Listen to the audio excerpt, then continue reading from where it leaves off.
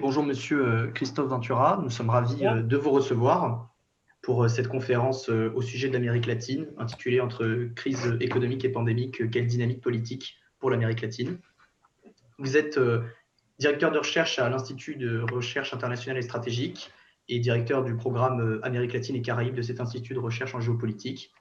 Vous êtes également secrétaire général des Amis du monde diplomatique, donc les AMD. Nous sommes ravis de vous recevoir.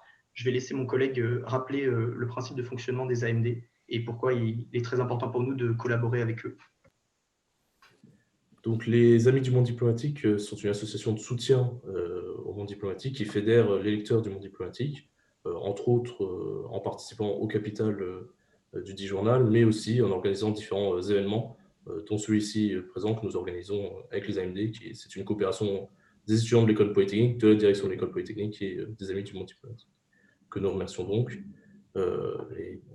Monsieur Ventura, je vais d'abord un peu rappeler le format. Monsieur Ventura va parler pour une demi-heure, commencer à faire un topo sur le sujet qui nous intéresse aujourd'hui. Et après, nous passerons à une séance plus de débat et de questions-réponses où les personnes pourront soit poser des questions à écrit, soit poser des questions à l'oral, selon leurs préférences. Monsieur Ventura, je vous laisse la parole.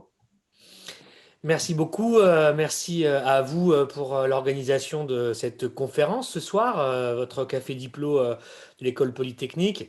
Merci d'avoir pris le temps d'organiser tout ça avec le concours aussi de la délégation des Amis du monde diplomatique pour communiquer et faire connaître cette initiative. Bienvenue. Donc, je suis ravi de pouvoir passer ce petit moment avec vous autour d'un thème qui évidemment m'intéresse, mais qui est aussi un thème, je crois, d'intérêt un peu général, qui est la question de savoir un petit peu quelle est la situation finalement politique et géopolitique de l'Amérique latine, qui est maintenant prise dans le tourbillon de la crise sanitaire mondiale. Et donc, on va un petit peu parler de ça, et c'est, je crois, intéressant de le faire pour toutes les personnes qui s'intéressent d'une manière générale aux relations internationales et puis peut-être aussi aux perspectives ou aux scénarios qu'on peut envisager dans, disons, la reconstitution déséquilibrée de l'ordre international en cours. Donc on va essayer d'aborder un petit peu tout ça, mais avant d'entrer dans le vif du sujet, vous l'avez dit, Lucas, je suis le secrétaire général de l'association des Amis du Diplo, donc de l'association des lecteurs du journal, dont vous avez très bien expliqué grosso modo quelle est la double fonction, hein, celle de participer, de garantir l'indépendance du monde diplomatique dans son modèle économique, et puis également de contribuer au rayonnement du journal et du journal, de ses idées, de ses combats, de sa tradition aussi, de sa conception du journalisme, etc. Donc c'est vrai que ce sont un petit peu les deux fonctions de l'association qui constituent, disons, peut-être le véritable réseau social finalement du Diplo. C'est d'abord le tissu, le maillage des Amis du monde diplomatique qui existent à la fois à travers des comités locaux, des groupes locaux territorialisés dans les villes, etc.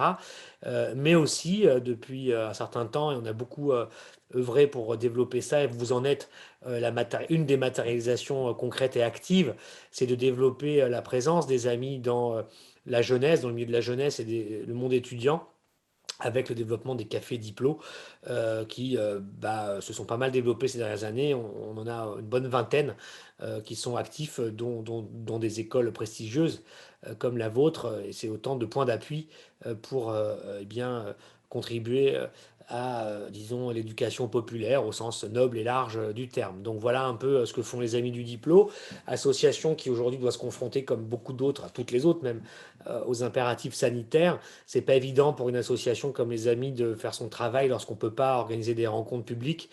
Donc on s'est adapté aux plateformes, à Zoom, à Teams, à tout ce qu'on veut. Donc aujourd'hui, on travaille beaucoup là-dessus. On espère quand même surtout pouvoir réorganiser des réunions publiques dans les meilleurs délais et certainement de développer désormais des formes un peu hybrides, comme on dit, entre les visios et les événements publics. En tout cas, c'est une association qui n'existe que par le concours de ceux qui y adhèrent. Donc, il est important aussi pour toutes celles et ceux pensent que notre travail est utile, de pouvoir nous aider en y contribuant par leur adhésion, par leurs dons. Rejoignez-nous, les personnes qui nous écoutez, si vous n'êtes pas déjà membre de l'association, pour devenir un lecteur actif, disons, et organisé du journal et de ses idées. Donc n'hésitez pas, il y a tout ce qu'il faut pour ça, un site internet, enfin bref, vous pouvez tout à fait nous rejoindre si le cœur vous en dit. Voilà, alors je vais maintenant entrer un peu dans le vif du sujet en partant de l'impact, si je puis dire, de la crise sanitaire en Amérique latine. Alors, le premier cas répertorié de Covid-19 en Amérique latine, il remonte au 7 février 2020. Ça fait un peu plus d'un an, hein. C'est la première fois que la pandémie arrivait dans cette région. C'était au Brésil, hein, dont on sait qu'il va devenir, quelques mois plus tard, le pays, un des pays où la pandémie tue le plus et infecte le plus de monde. On va en parler tout à l'heure. Mais enfin, ça commence en février 2020 pour l'arrivée de cette pandémie dans la région, qui arrive dans une région qui cumulait, et qui cumule toujours, tout un tas de facteurs qui promettent une très belle propagation au virus, pour plusieurs raisons. D'abord parce que euh, l'Amérique latine se confronte au Covid dans un moment où elle était déjà confrontée à une autre épidémie. Cette épidémie, c'est celle de dengue. L'Amérique latine a connu en 2020 et en 2019 même 2 années historiques, si je puis dire, au mauvais sens du terme, épidémiques avec la dengue, puisque ce sont aussi plusieurs millions de Latino-Américains, environ 3 millions, qui ont été touchés par cette épidémie et qui a touché cette fois-ci en plus de pays qu'elle a accoutumé. Donc quand le Covid est arrivé, l'Amérique latine et ses services sanitaires, assez vulnérables et peu robustes, on y reviendra aussi, devaient gérer déjà, si vous voulez, cette explosion épidémique de dengue, ce qui était déjà un premier problème sur le plan sanitaire. Deuxième problème, toujours un peu sanitaire, pour les Latino-Américains face au Covid, c'est que, j'ai envie de dire, la démographie, la population latino-américaine est tout à fait, disons, compatible avec une propagation d'une maladie infectieuse comme la pandémie. Pourquoi? Parce que en Amérique latine se concentrent des maladies à la fois des pays riches et à la fois des pays pauvres. Des pays pauvres avec, par exemple, voilà, l'épidémie de dengue ou des diphtéries ou des formes de maladies liées à la malnutrition, etc. Tout ça existe. Et aussi de pays riches, parce qu'en Amérique latine, on trouve beaucoup de maladies de type diabète, de type maladie cardiovasculaire, de type obésité. Autant de maladies qui sont des facteurs de comorbidité, comme on dit, par rapport au Covid. Donc ça, c'était aussi un autre problème d'entrée de jeu. Parce qu'en Amérique latine, on trouve beaucoup de gens malades de ces maladies-là, dites des pays riches. Par exemple, vous savez peut-être que le Mexique est le pays du monde qui concentre le plus d'obésité. Alors, qui peut être une obésité, on va dire, de riches, pour schématiser, mais qui peut être surtout aussi une obésité de pauvres, hein, puisqu'on sait que l'obésité touche beaucoup les populations pauvres, mal nourries. Euh, je dis toujours, pour que les gens aient bien en tête, qu'au Mexique, euh, un litre de Coca-Cola coûte moins cher qu'une bouteille de 33 centilitres d'eau minérale. Donc ça vous donne un petit peu, disons, le topo et la malnutrition de la malbouffe, etc., parmi les catégories populaires, évidemment, très importante et crée ces problèmes-là, et donc qui sont des facteurs de comorbidité de la maladie. Donc deuxième problème. Troisième problème, enfin autre problème, pardon, qui n'est pas celui-là strictement sanitaire. L'Amérique latine était candidate à la propagation du virus du fait de sa situation socio-économique, de ses structures socio-économiques. Hein, on a une Amérique latine qui est la région du monde la plus inégalitaire sur le plan social, une région du monde où la pauvreté, même si c'est pas là qu'elle est la plus forte dans le monde, est quand même une pauvreté qui concerne aujourd'hui près de 40% de la population. Rappelant que la population latino-américaine, c'est environ un peu plus de 640 millions d'individus, hein, répartis en une trentaine de pays. Donc c'est plus grand que l'Union européenne en termes démographiques, hein, par exemple. Et donc on a donc cette population latino-américaine qui est la population dans laquelle il y a 40% de pauvres à peu près, et puis encore une fois, les plus grandes inégalités. C'est la région du monde aussi qui est très connue, caractérisée par sa sururbanisation. Les taux d'urbanisation en Amérique latine sont les plus hauts du monde. Vous avez plus de 80% de la population en moyenne, enfin plus de 80% de la population latino-américaine vit en mode urbain. D'accord? C'est tout à fait effarant. Le tout concentré dans les grandes mégalopoles qui sont sur les littoraux en général de l'Amérique latine, les côtes pacifiques et les côtes atlantiques. C'est moins vrai pour Mexico, par exemple, mais enfin, grosso modo, pour les autres pays, c'est comme ça que ça se passe, où vous avez des cas de figure, où vous avez des pays dont les capitales concentrent entre un tiers, voire parfois plus de 50% de la population globale du pays.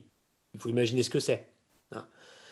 Et donc, ces grandes métropoles latino-américaines, dans lesquelles se concentrent toutes les problématiques sociales, les inégalités dont j'ai parlé, qui sont à la fois sociales, spatiales, les ségrégations sont de tout ordre en Amérique latine, et vous avez ces villes immenses avec leurs océans de périphérie, de bidonvilles, comme on dirait en France, qui vont s'appeler avec les favelas au Brésil, la Malavida en Argentine, qui vont s'appeler los ranchos au Venezuela, etc., etc., et qui concentrent là des types de modes d'habitat urbain tout à fait propices à la propagation d'un virus comme la Covid, puisque sururbanisation, concentration humaine, et en plus, plus de 100 millions de Latino-Américains vivent en conditions d'habitat insalubre.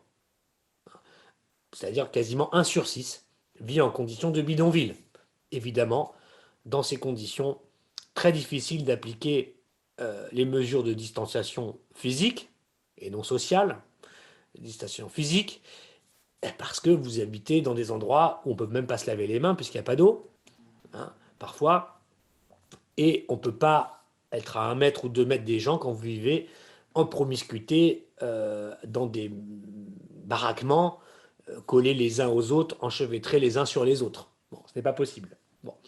Donc, voilà des exemples pour comprendre pourquoi ce virus était promis à une grande propagation en Amérique latine. Et puis aussi, et ce n'est pas des moindres, question sociale là encore, que, comme on le sait, la pandémie ne fait que révéler, au fond, les vulnérabilités des sociétés et les exacerbe. Mais si la maladie est si terrible, c'est d'abord quand elle touche aux limites structurelles des organisations sociales dans lesquelles elle arrive. En France, c'est, ou en Europe, à l'arrivée, le bouchon de lits d'hôpitaux capable de traiter les malades. C'est ça le problème de fond. C'est qu'il n'y a pas assez d'hôpitaux, pas assez de personnel, pas assez de lits pour traiter les gens qui en ont besoin. Et ce qui crée tout le reste. Bon, en Amérique latine, c'est tout ça, plus ce que je viens de vous dire avant, mais c'est aussi ça, puisque les systèmes sanitaires ne sont pas du tout capables d'absorber un choc sanitaire comme ça. Parce que les systèmes sanitaires latino-américains sont sous-financés, sous-équipés et très inégaux dans leur accès. Vous avez en Amérique latine, dans beaucoup de pays, un très bon niveau de soins qui est possible. Vous pouvez vous faire soigner très très bien en Amérique latine à une seule condition, c'est que vous puissiez vous payer les soins en question. Si vous ne pouvez pas vous les payer, vous n'êtes pas soigné.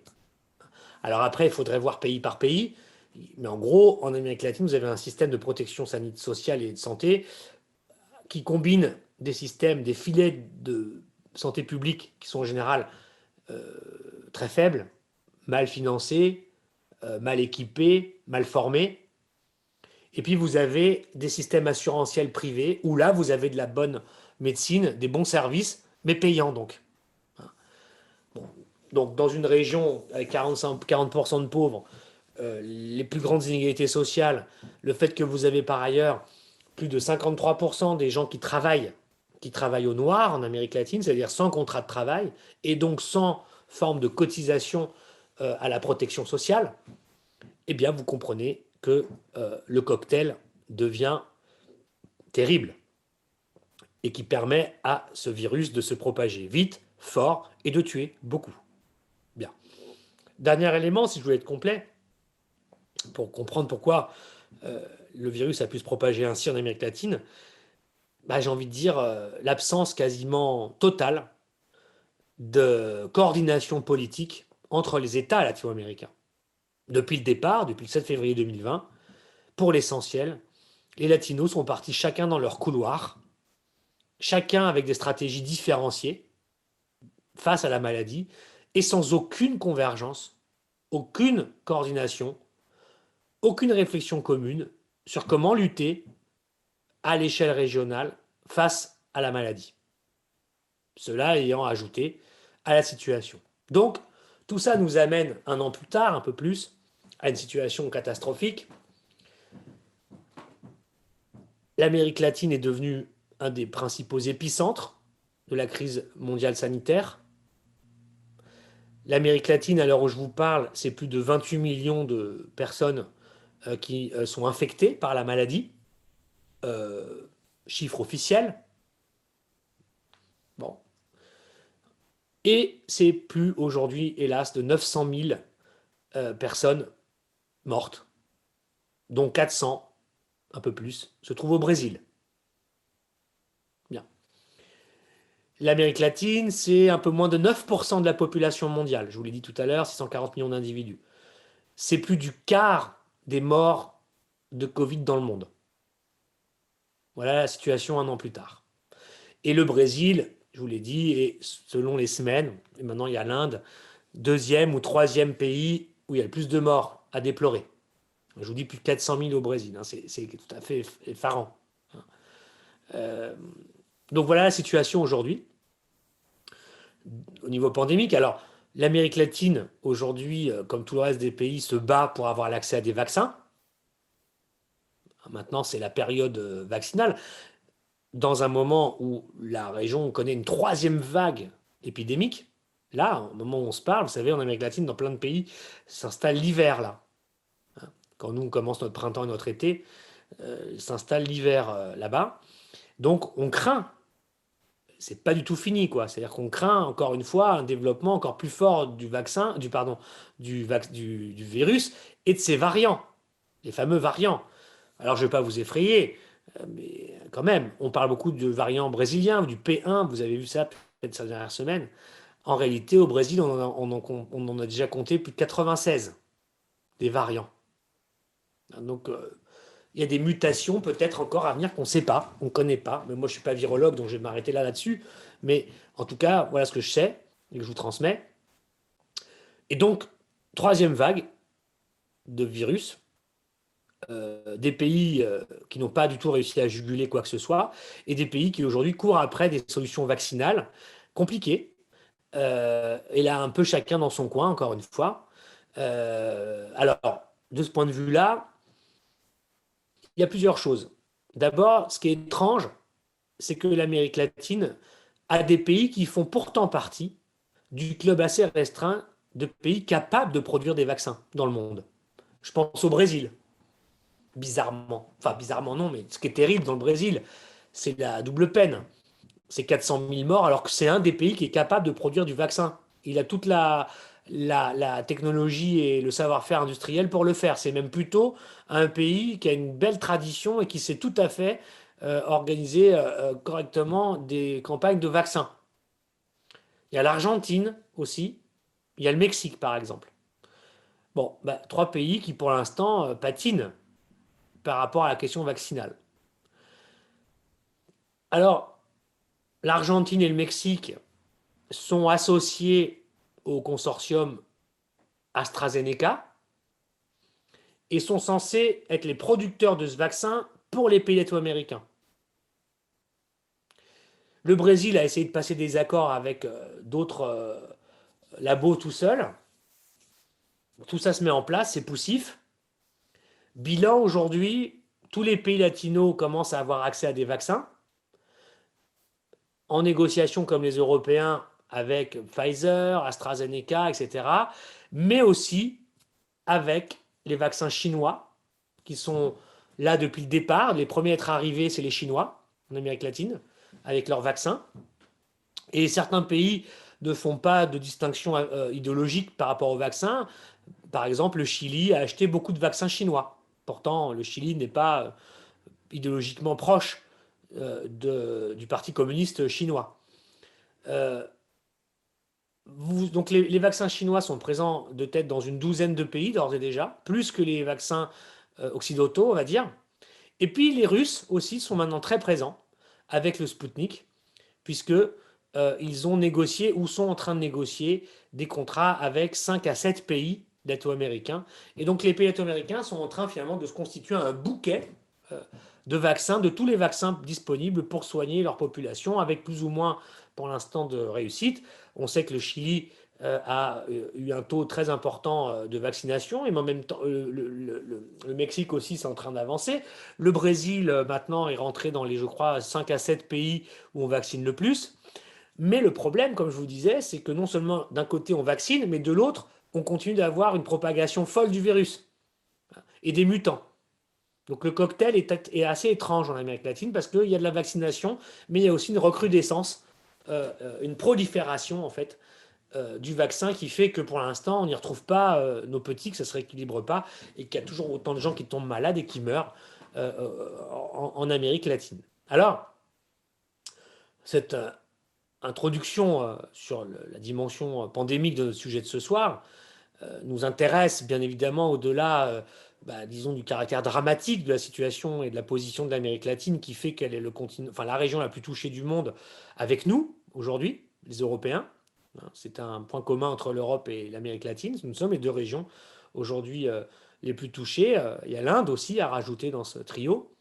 Eh bien, c'est d'en voir un petit peu, et c'est ce que je me propose, un peu de réfléchir sur quelles conséquences ça peut avoir sur le plan politique et peut-être géopolitique pour l'Amérique latine dans les prochains mois et années à venir. Alors, le bilan, en quittant l'horizon sanitaire, le bilan de cette épidémie pour l'Amérique latine, c'est d'ores et déjà le suivant qui se résume en une phrase.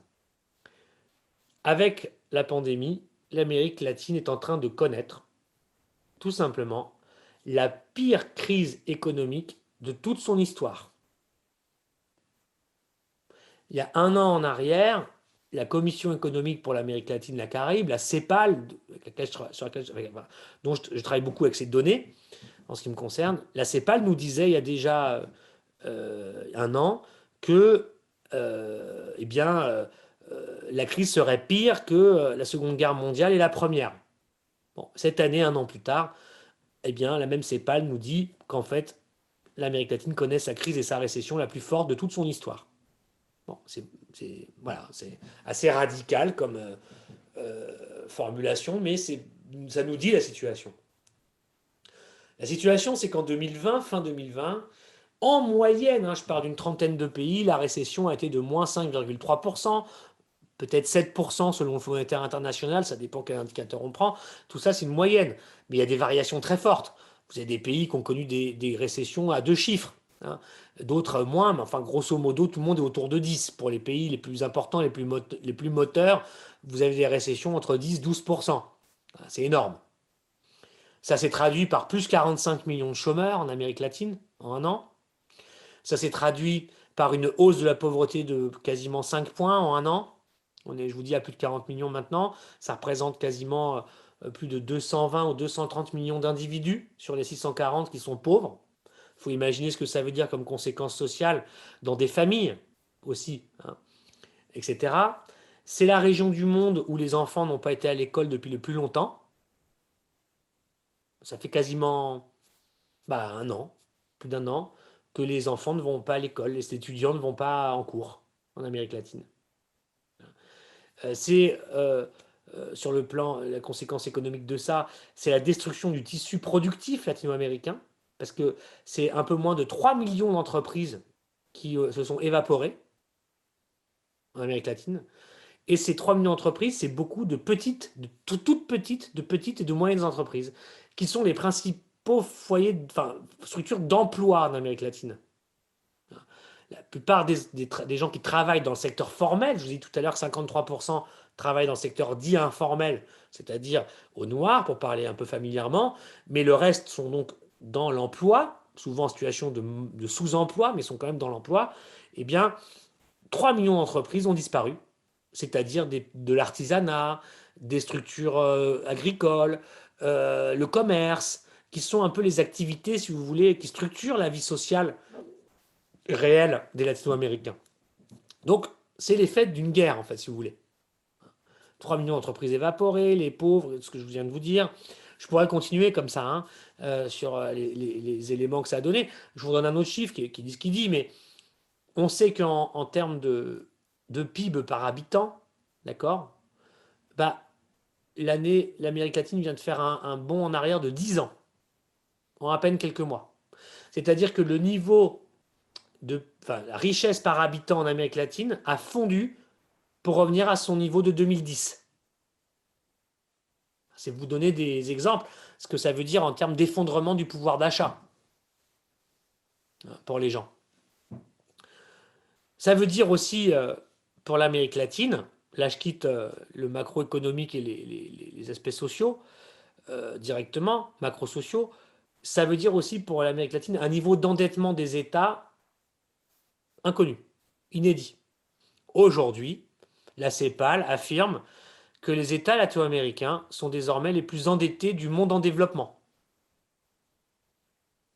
Parce que déjà, ils étaient mal en point avant la pandémie, parce que je n'ai pas le temps de tout dire en une demi-heure, mais sachez qu'avant la pandémie, c'était juste il y a 2 ans en fait, à peine.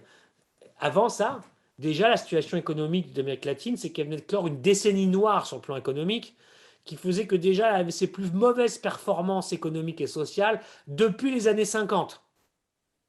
Ça, c'était avant la pandémie.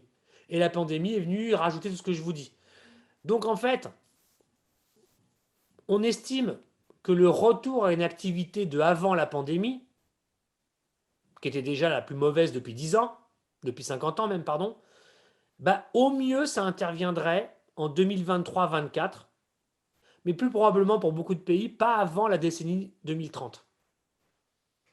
Voilà l'impact économique et social, résumé à grands traits, de la pandémie de Covid-19 en Amérique latine. Alors évidemment, il faudrait voir pays par pays, chaque situation est différente, il y a des choses différenciées, mais enfin, voilà en gros dans quoi on est. Des États endettés qui n'ont plus de capacité financière, et donc les enjeux pour les pays latino-américains, c'est d'ores et déjà la reconstruction de leurs économies, entendu comme reconstitution des capacités financières des États. Mais là, ça pose des questions abyssales et existentielles pour les latino-américains. Comment reconstituer les capacités financières d'État en évitant de nouveau une subordination extrême des États à l'ordre financier et aux marchés financiers internationaux. Fonds monétaire international, Banque mondiale, Chine, dans le registre du pays prêteur bilatéralement, banque multilatérale. Comment vont faire les latino-américains avec ces niveaux d'endettement? Est-ce qu'ils vont les payer? Est-ce qu'on va leur demander de les rembourser? Est-ce qu'ils vont se réendetter? Est-ce qu'ils peuvent faire autrement? Question politique majeure qui va être au cœur des défis de tous les gouvernements qui vont se succéder en Amérique latine à partir de maintenant. Plusieurs vont avoir des élections d'ailleurs cette année. Et puis en 2022, la Colombie, le Brésil par exemple, ou le Costa Rica auront des présidentielles. Tous ceux qui vont être en lice pour ces élections, je pense au mastodon brésilien, peut-être ce match entre Bolsonaro et Lula, peut-être, eh ben, toutes ces questions-là seront au centre de l'agenda. Endettement, remboursement du service de la dette aux organisations internationales, qui sont en Amérique latine des vieux cauchemars, qui reviennent à chaque fois. Ben là, c'est vraiment une catastrophe annoncée. Qu'est-ce qu'il va falloir faire face à ça? Donc voilà, en gros, sur le plan économique et social, j'oublie peut-être des choses, qui nous donnent un peu l'impact de cette crise pandémique. Alors, en 2021, cette année-là, bon, les organismes, et c'est leur métier, prévoient une sorte de rebond, des reprises, comme on dit, en ressortant des récessions pour peut-être arriver à 3% de croissance dans la région, peut-être. Mais je ne sais pas si ce sera vraiment ces chiffres-là, parce que c'est aléatoire et c'est subordonné, si vous voulez, à comment va évoluer la pandémie. Et pour l'instant, on ne voit pas du tout de recul. Bon, il y a la course à la montre avec le vaccination.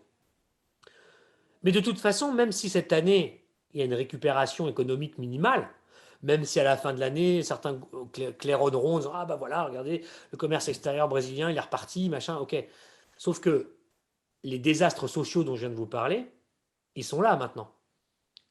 Et ils vont, disons, euh, avoir eux aussi un écho qui va durer plusieurs années. Ces pauvres, ils sont là, cette inégalité, elle est revenue, etc., etc. Ces 45 millions de chômeurs, ils sont là, etc. Donc c'est ces questions-là qui vont être maintenant au cœur des agendas politiques. Donc qu'est-ce que ça nous prépare?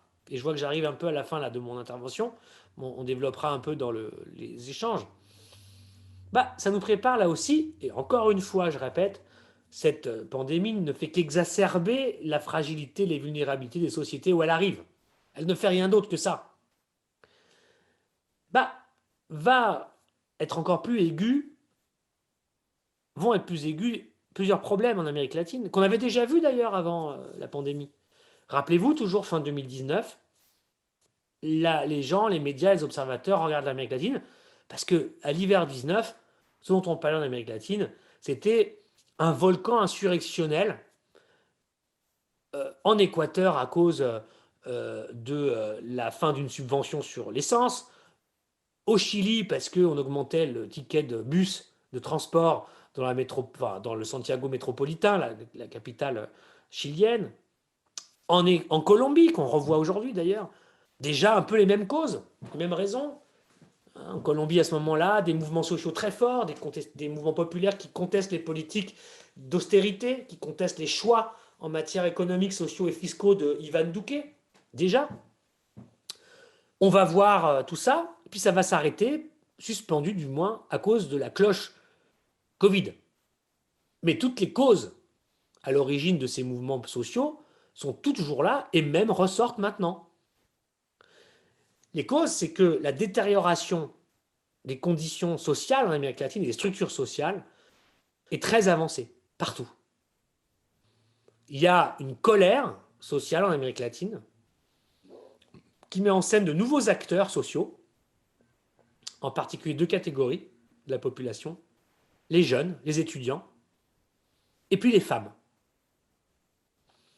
Pourquoi? Bah, c'est logique, parce que les conditions sociales, les rapports sociaux, produits par cette crise économique finalement, et sanitaire, bien, fait des jeunes et des femmes deux catégories particulièrement exposées à la détérioration de leurs conditions de vie. Les jeunes, bon, je ne vous fais pas un topo, vous connaissez la condition des étudiants, vous êtes bien payés pour le savoir. Imaginez en Amérique latine, dans des systèmes éducatifs, universitaires beaucoup plus inégaux que celui qu'on connaît en France, par exemple. Problème d'accès à l'éducation, à l'université. Les batailles au Chili ont été là-dessus par le mouvement étudiant dans les années 2010 pour avoir un accès à une éducation gratuite et de qualité. Tout ça, des étudiants qui sont pris dans le tourbillon de la précarité. Alors évidemment, pour certains, une augmentation d'un ticket de métro de 30 centimes justifie pas du tout une révolution. Sauf qu'on comprend rien quand on voit ça comme ça. Ce qu'il faut comprendre, c'est que c'est toujours le principe de la goutte d'eau qui fait déborder le vase.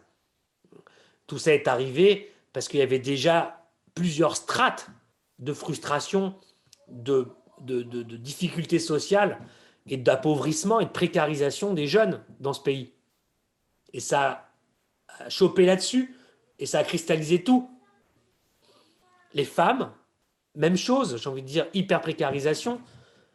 Les femmes qui arrivent dans une situation assez intéressante en Amérique latine. Et je fais une incise sur ce que vous avez peut-être vu aussi dans la région ces derniers temps, c'est aussi la force, la montée en puissance des mouvements féministes et des revendications des femmes en matière de droits de leur corps, des droits reproductifs et sexuels, les combats pour la légalisation de l'avortement en Argentine, au Chili aussi, en Équateur, même si tout ça connaît des fortunes diverses et variées, mais tout ça, on sent bien qu'il y a des poussées dans les sociétés latino où les femmes sont au cœur. Mais pourquoi? Mais parce que c'est le fruit, c'est le produit de changements socio-économiques structurels dans ces pays. Les changements, c'est que avec la prospérité économique des années 2000, les politiques d'inclusion sociale qui avait été développée dans les années 2000 par les gouvernements progressistes, ça a abouti à ce que les femmes ont connu des changements très importants dans leur vie personnelle et dans leur émancipation sociale, parce qu'elles sont sorties finalement de leur rôle assigné de mère de famille et de chef domestique, en quelque sorte, pour avoir accès à l'éducation. Le niveau d'augmentation de l'éducation et de l'accès à l'éducation supérieure des femmes a été vraiment fulgurant dans les années 2000 et 2010 en Amérique latine. Donc les femmes ont eu accès à des niveaux d'éducation, de formation et donc de conscience aussi politique et intellectuelle très très hauts. Et les femmes ont déboulé dans le marché du travail en Amérique latine. Elles sont sorties du foyer pour aller vers le marché du travail. Donc ça, c'est une forme d'émancipation des individus femmes dans la société latino-américaine. Mais ça s'est fait dans des conditions de précarité.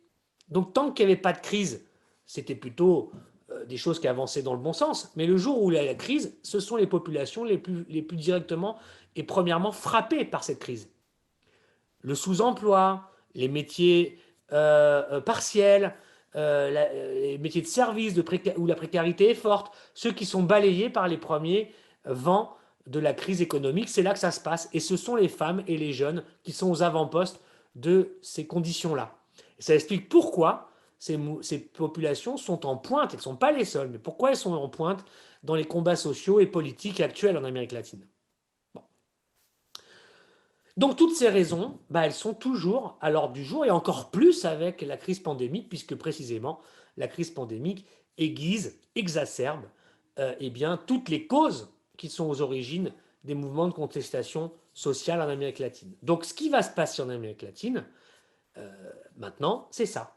On va certainement connaître une vague et un retour des radicalisations sociales, parce que les gens vivent mal et que les États et les gouvernements ne solutionnent pas les problèmes concrets des gens. Peuvent-ils le faire? Voilà une question qui méritera d'être discutée. Donc on va avoir des scénarios de radicalisation sociale, de mouvements sociaux, qui vont être très intéressants à suivre. Et on va avoir des conséquences dans le domaine politique, lesquelles je ne peux pas les prédire. Moi, je peux vous donner mon analyse. Mon analyse, c'est qu'en Amérique latine, tout ça crée et se passe sur un fond de défiance absolument gigantesque des populations pour les organisations représentatives de la vie démocratique, partis politiques, médias, organisations même du mouvement ouvrier, les syndicats, etc. Il y a une grande défiance en Amérique latine qui peut donner tout et son contraire. Il va falloir s'habituer en Amérique latine à avoir des scénarios politiques instables, souvent à durée déterminée, avec des possibilités d'oscillation très fortes dans les scénarios. C'est une marque de l'époque, oscillation forte, instabilité, non-durabilité des scénarios. Et on peut avoir des mouvements sociaux qui produisent à la fois des radicalisations politiques concurrentes. Vous allez avoir des formes de gauche et des formes conservatrices réactionnaires de droite qui vont être en concurrence pour capter ou en tout cas embrasser ces mouvements de fond. Et donc l'Amérique latine peut continuer à nous donner des scénarios qui vont d'un côté avec des formes, quand je vous dis progressistes, ou des formes réactionnaires. On peut avoir d'un côté des Bolsonaro, on peut avoir de l'autre des nouveaux leaders de gauche en Amérique latine. Tout est possible et tout certainement va se combiner dans des formes qui vont être assez instables pendant un certain temps.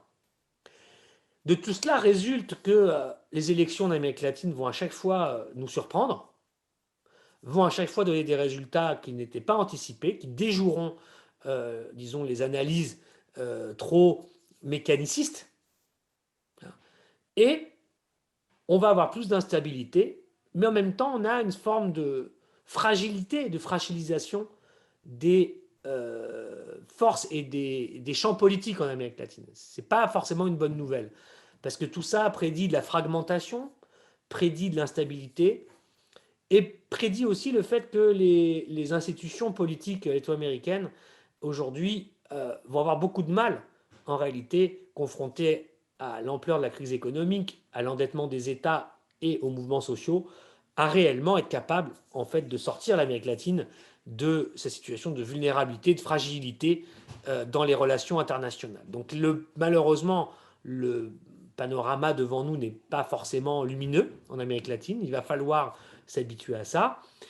Et en même temps, comme toujours, ce type de situation créera des surprises, créera des nouveaux acteurs et va aussi vivifier d'une certaine manière les réponses alternatives et les mouvements populaires qui vont chercher à trouver des solutions à cette crise qui permettent de sortir vers plus de démocratie, plus de justice et plus d'égalité comme type de solution à ces crises.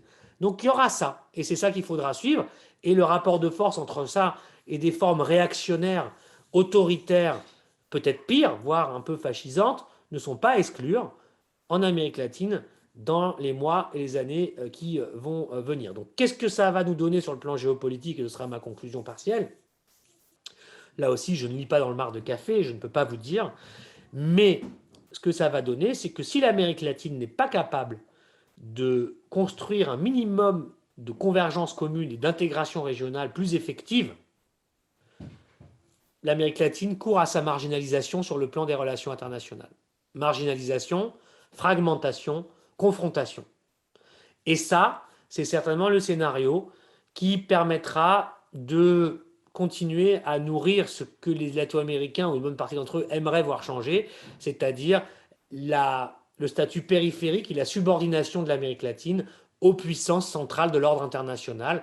Et donc l'Amérique latine restera certainement ballottée entre les jeux et les rivalités, en particulier sino-américaines, entre la Chine et les États-Unis, et secondairement des Européens et des Russes, pour la captation d'abord de ses ressources naturelles à l'Amérique latine, parce qu'elle en est un gisement absolument central et incontournable dans les années qui viennent, face à tous les défis climatiques, environnementaux, énergétiques de la planète et agricoles aussi. Une bonne partie des cartes, des clés de ces problématiques-là sont en Amérique latine, puisque l'Amérique latine est un des principaux gisements de ressources naturelles et de matières agricoles, et de pétrole, énergétique, etc. C'est le grenier du monde, l'Amérique latine. Mais si les Latino-Américains ne sont pas capables de construire un minimum de convergence, eh bien tout ça restera au milieu d'une espèce de bataille hégémonique entre les Chinois, les Américains et secondairement les Européens et les Russes, pour un certain nombre de choses. Donc voilà ce qui va se passer, mais pour finir, c'est pour dire aussi que l'Amérique latine, contrairement à ce que certains pensent, n'est pas, disons, marginale ou périphérique, du coup, dans les questions internationales de notre époque. Au contraire, ce qui va se passer en Amérique latine, et l'Amérique latine va être un terrain d'affrontement fort entre les principaux acteurs des relations internationales, parce qu'une bonne partie des problématiques de notre époque et de leur résolution trouvent une partie de leur réponse dans cette région. Voilà, donc je vais m'arrêter là, de sorte à ce qu'on puisse avoir des échanges. Merci à vous de votre écoute. Merci à vous, Monsieur Ventura. C'était un topo très complet et très intéressant. Donc, je rappelle aux spectateurs qu'ils peuvent poser leurs questions sur le chat. Nous en recevons déjà quelques-unes. Histoire de laisser le temps aux spectateurs de poser leurs questions, j'aimerais rebondir directement sur votre conclusion et savoir si vous pouviez préciser quels sont les systèmes d'intégration qui existent déjà entre les pays latino-américains et pourquoi est-ce qu'ils n'ont pas connu de véritable succès et pourquoi leur portée a été limitée. Par exemple, le Mercosur ou le SICA en Amérique centrale. Merci Lucas. Je réponds à chaque question, on ne fait pas un paquet, hein. Aussi, vous avez raison. Alors, écoutez, pour répondre à cette question, alors l'intégration régionale latino-américaine, qui est un beau sujet qui mériterait plusieurs conférences, c'est à la fois un vieux sujet en Amérique latine et en même temps un sujet qui est absolument inachevé. Je m'explique. En fait, l'Amérique latine, bon, sans remonter à Mathusalem, mais on va dire, déjà, dans le cycle des indépendances latino-américaines, on est au 19e siècle, ça commence en 1810 au Venezuela à Caracas, ça va durer un siècle, c'est le moment où l'Amérique latine va s'autonomiser et être indépendante des puissances tutélaires européennes, espagnoles et portugaises en particulier, et vont avoir leur indépendance et construire leurs États-nations modernes. il y a déjà ce rêve de l'intégration latino-américaine. C'est ça l'idée qu'on appelle bolivarienne, si vous voulez, qu'a repris la révolution bolivarienne de Chavez dans les années 2000. C'est que c'est ce rêve d'une unification, d'une unité latino-américaine. D'accord? Mais ce rêve est un rêve qui n'a jamais été atteint. Après la Seconde Guerre mondiale, et pour faire court, il y a eu plusieurs périodes. Mais vous avez en fait des périodes où vous avez eu des initiatives d'intégration régionale qui ont toujours été limitées à des dynamiques sous-régionales. Pays andins, pays producteurs de produits agricoles, c'est ce qui va devenir le Mercosur, Brésil, Argentine, Paraguay, Uruguay. Vous allez avoir les pays centra-américains, les pays de la Caraïbe qui vont fonder la CARICOM, qui est la communauté des pays caribéens. Bref, une espèce de forêt, de millefeuilles pour être plus précis, de structures d'intégration régionale, mais sous-régionale. Bon. Et en fait, on a un empilement comme ça depuis les années 50 en Amérique latine de structures qui fonctionnent plus ou moins bien, à vrai dire, et qui souvent ne dépassent pas vraiment le stade d'un accord de libre-échange pour les entreprises du dit pays, la dite région. Mais tout ça, si vous voulez, bah voilà, c'est les limites. C'est qu'il n'y avait pas réellement de dynamique d'intégration régionale. Il faut attendre les années 2000. Alors, le plus avancé dans cette famille que je viens de tracer à grand près, c'est effectivement le marché commun du Sud, le Mercosur, lancé en 1991, après, et dans la perspective de la post-guerre froide, après l'effondrement du monde bipolaire, avec cette idée justement de créer une association de producteurs agricoles, grosso modo, les plus importants de la planète, Brésil, Argentine, Paraguay, Uruguay, quand ils sont ensemble, pour faire quoi? Bah finalement, s'insérer dans l'expansion du marché mondial capitaliste, quoi, hein, dans le libre-échange mondialisé. C'était ça l'idée du Mercosur. Bon. Et dans ce cadre-là, cette structure, cette entité, ce bloc, a été assez loin. On dit que c'est celui qui a été le plus loin après l'Union européenne, dans, pour le coup, des mécanismes d'intégration commerciale, juridique et institutionnelle. C'est vrai, mais au service d'un projet qui est fondamentalement un projet d'exportation sur les marchés internationaux d'une production locale agricole. Pas pour la population des pays, non, pour l'exportation vers les grands consommateurs mondiaux que sont les Européens, les Américains et plus tard les Chinois à partir des années 2010. D'accord?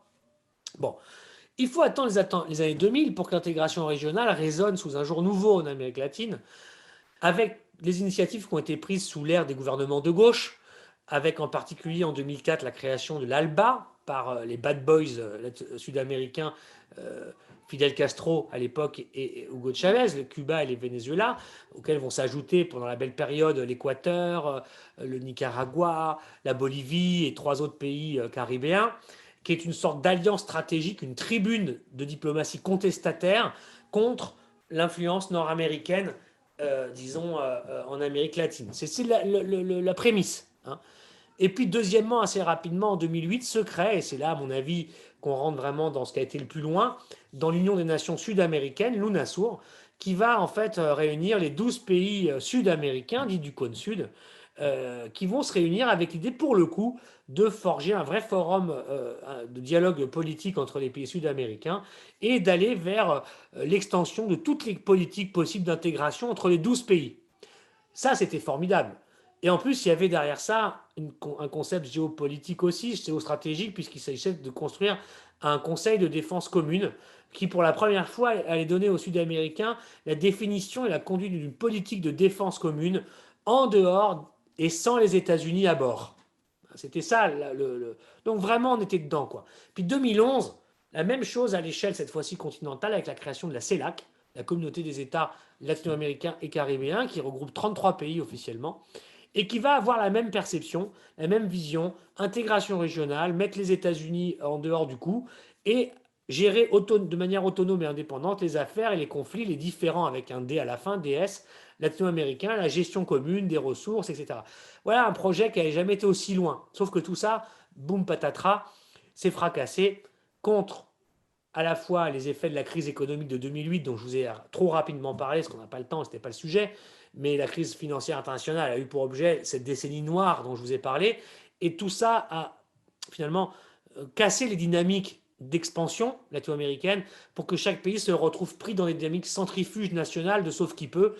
Donc, premier truc. Et deuxième étage de la fusée mauvaise, les changements politiques. C'est-à-dire que avec le retour des droites en Amérique latine, le coup d'État constitutionnel contre Dilma Rousseff en 2016 au Brésil, qui est le pilier, le moteur de tout ça, eh bien, ça a complètement bifurqué sur le plan géopolitique, puisqu'avec ce coup d'État constitutionnel, puis l'élection de Jair Bolsonaro, c'est un coup d'arrêt à tout ça. D'ailleurs, les premières décisions que va prendre Bolsonaro à son élection, et en cela précédé et suivi par Mauricio Macri en Argentine, qui a été élu avant lui élu correctement, puis Lénine Moreno en Équateur en 2017 et M. Piñera au Chili en 2018 et quelques autres, à chaque fois, qu'est-ce qu'ils vont faire?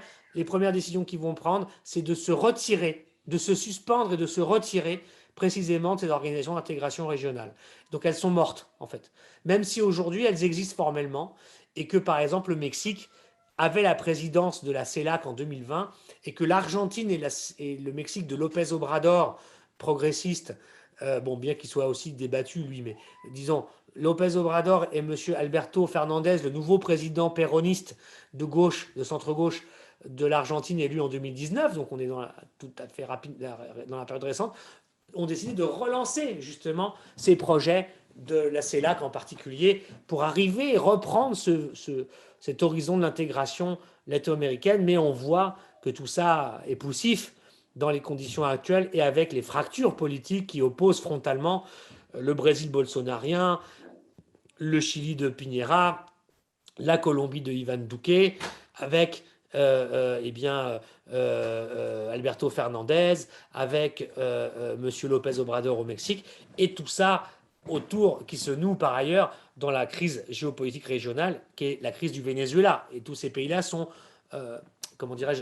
s'affrontent en réalité, ou sont en désaccord très fort, en tout cas, sur la manière de solutionner la crise vénézuélienne. Donc vous voyez que tout ça affecte profondément les perspectives d'avancée de l'intégration régionale latino-américaine. Et pourtant, comme je vous l'ai dit, en forme de plaidoyer, c'est pourtant une voie nécessaire à l'émancipation de la région. Et ben justement, pour pouvoir continuer sur cette question, il y a pas mal de questions dans le chat sur le statut actuellement du Venezuela et de Cuba, aussi bien économiquement et dans la crise sanitaire, notamment Cuba qui profite des investissements qu'ils ont fait dans l'industrie pharmaceutique, avec, je crois, un vaccin qu'ils ont développé de leur côté. Donc, si vous pouviez détailler cela. Alors, je vais commencer par le petit flash sanitaire, hein, même si on est un peu, au bout d'un moment, on aimerait bien parler mais bon, c'est comme ça, ce truc-là ne nous quitte pas, nous colle partout. Alors, sur le plan sanitaire, Cuba et le Venezuela ont été parmi les pays les moins touchés d'Amérique latine dans la première phase, les deux premières phases, hein, phase 1 et 2, février 2020 jusqu'à quasiment maintenant. D'accord? Deux premières vagues, les deux pays ont largement échappé à cela. Avec l'Uruguay d'ailleurs, et le Paraguay. C'est les 4 pays qui ont été le moins touchés dans l'année 2020 par la pandémie. 4 pays au système politique et économique totalement différents et même divergents. Mais ce sont les 4 pays, pour des raisons différentes. Alors, puisque je dois parler du Cuba et du Venezuela, pourquoi? Il y a des raisons qui ne pouvaient pas être anticipées. Le fait que ces deux pays vivent des formes d'embargo économique très fort. Cuba, évidemment, depuis 1962, le pays qui subit l'embargo économique le plus intégral et le plus long de l'histoire, jusqu'à aujourd'hui. Et le Venezuela, qui non seulement se confronte à sa crise interne, mais qui en plus, depuis 2015, l'époque de Barack Obama, pas de Donald Trump, depuis 2015, a commencé à subir aussi ce qu'on appelle les mesures restrictives unilatérales des États-Unis, avec les executive orders présidentielles qui imposent donc des mesures coercitives jusqu'à l'asphyxie, si vous voulez, économique et financière du pays depuis 2017, grosso modo, qui viennent aggraver la crise économique et sociale vénézuélienne. Mais du coup, face à l'affaire pandémique, si j'ose dire, bénéfice secondaire, ces deux pays sont moins connectés au reste de la planète en matière de flux et de connexions de transport, de flux aériens, de voyages de gens, touristes, etc. On va moins au Venezuela et à Cuba que nous allions en Allemagne, en Italie ou au Sénégal, par exemple, nous. Donc, ces pays sont, entre guillemets, un peu, par leur déconnexion, protégés des flux mondialisés.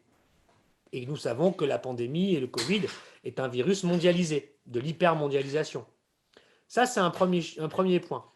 Deuxième point, c'est peut-être dans le cas vénézuélien aussi un aspect démographique et la jeunesse des populations, qui fait que, manifestement, sur le plan sanitaire, le Covid est moins mortel, plus d'asymptomatique.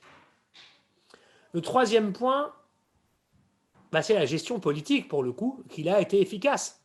Quoi qu'on pense de ces pays-là sur le plan politique, qu'on soit d'accord ou pas, mais la gestion a été efficace. Parce que Cuba peut s'appuyer sur une gestion de la société et d'un contrôle social hyper efficace, par définition, qui en plus s'appuie aussi sur un des meilleurs systèmes de santé du monde. Enfin, en tout cas, le meilleur système de santé latino-américain et certainement du monde en développement. Avec des systèmes de santé basés sur la prévention et qui fait que dès que vous avez à Cuba un cas identifié, tout de suite il y a une chaîne qui se met en place qui fait que la personne est identifiée, isolée et mise en quarantaine. Ça marchait comme ça. Résultat, les gens ont cassé la propagation potentielle du virus rapidement, avec en plus pas trop de besoin derrière de traitements médicaux, puisque les gens n'attrapent pas la maladie. Et tout ça basé sur ce système de santé cubain, sur lequel s'est appuyé le Venezuela, avec l'aide des médecins cubains d'ailleurs au Venezuela, pour grosso modo mettre en place un système similaire, mais qui a trouvé au Venezuela en plus des modalités particulières, singulières, puisque au Venezuela, le gouvernement a mis en place un système de quarantaine assez, je crois, inédit dans le monde, avec des rotations en fait hebdomadaires. Vous aviez tout le pays ou des parties du pays qui étaient en quarantaine totale une semaine, et puis après, la semaine d'après, libération, et ça passait ailleurs. Voilà, des systèmes comme ça qui ont fait que ça a limité aussi la propagation. Ça, c'est pour ces deux pays-là. Alors, j'ai plus les chiffres en tête, vous m'excusez, mais je crois qu'à Cuba, aujourd'hui, je l'avais hier pour d'autres besoins, je me suis noté là, parce que je ne sais pas si je vais le retrouver. Je ne vais pas perdre trop de temps non plus. Enfin bref, vous retrouverez ça facilement, mais de toute façon, les chiffres à Cuba et au Venezuela sont faibles par rapport au reste de l'Amérique latine, comme l'Uruguay et le Paraguay, sauf que c'est en train de grimper maintenant. Dans la phase 3, la maladie s'accélère aussi dans ces pays-là. L'Uruguay, par exemple, c'est pas Cuba et Venezuela, mais l'Uruguay, c'est le pays aujourd'hui où le taux d'incidence est le plus haut en Amérique latine, ce qui n'était pas du tout le cas il y a 6 mois. Ça, c'est lié certainement au fait que les gens font moins gaffe, qu'il y a comme partout, il y a une fatigue aussi de la société qui fait que les gens sont moins regardants, peut-être mettent moins de masques, font des fêtes clandestines et tout ce qu'on imagine. Et ça, voilà.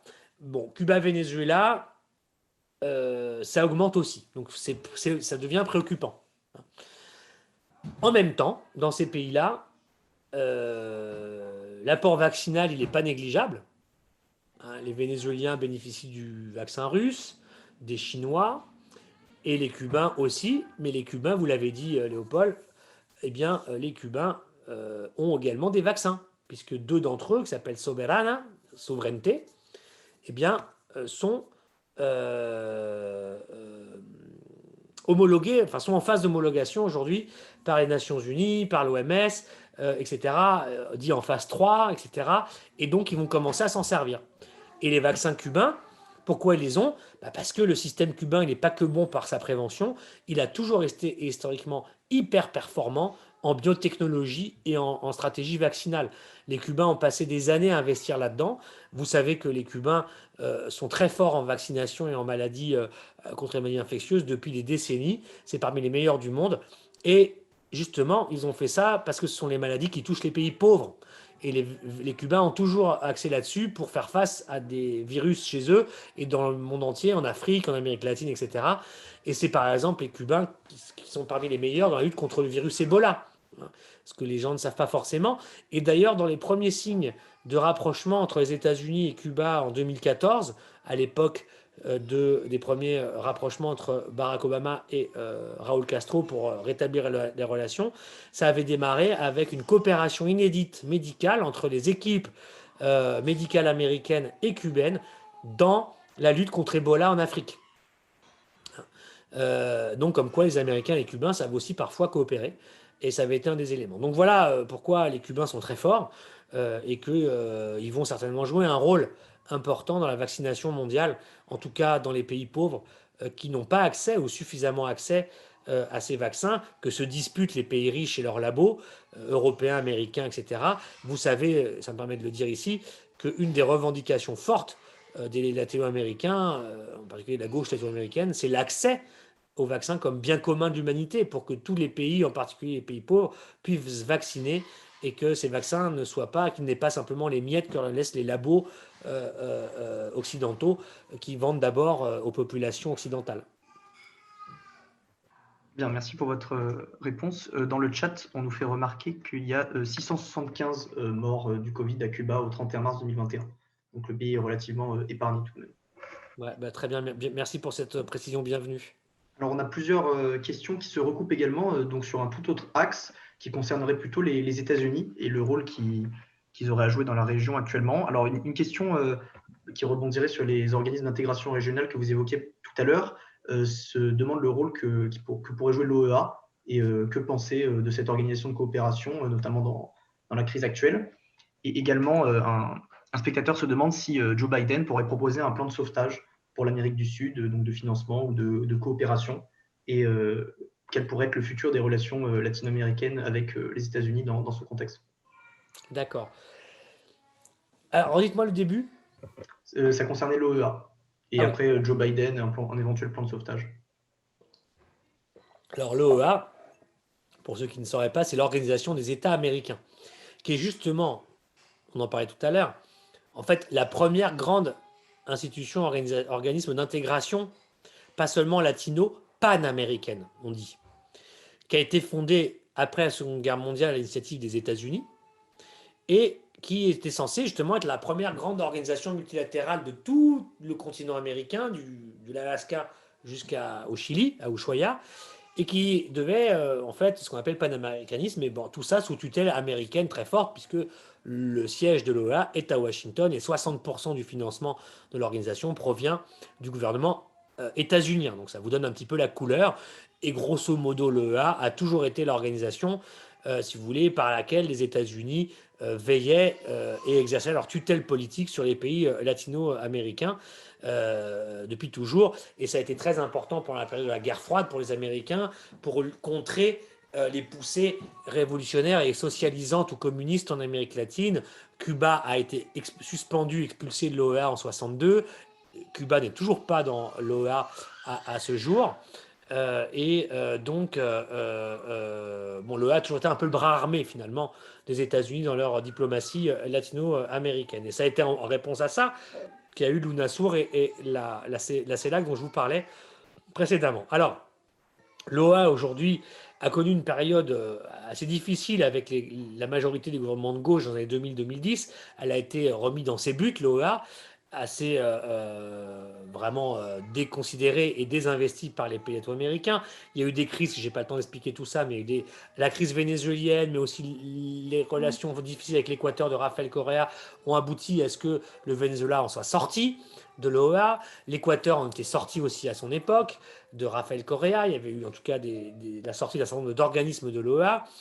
Bon, l'OEA, quel rôle elle joue aujourd'hui? Elle joue un rôle de parti pris dans les affaires latino-américaines. L'OEA est en pointe, en tout cas son secrétaire général est en pointe dans l'affaire vénézuélienne sur une position de ligne dure d'ingérence politique dans la crise vénézuélienne et favorable à M. Juan Guaido.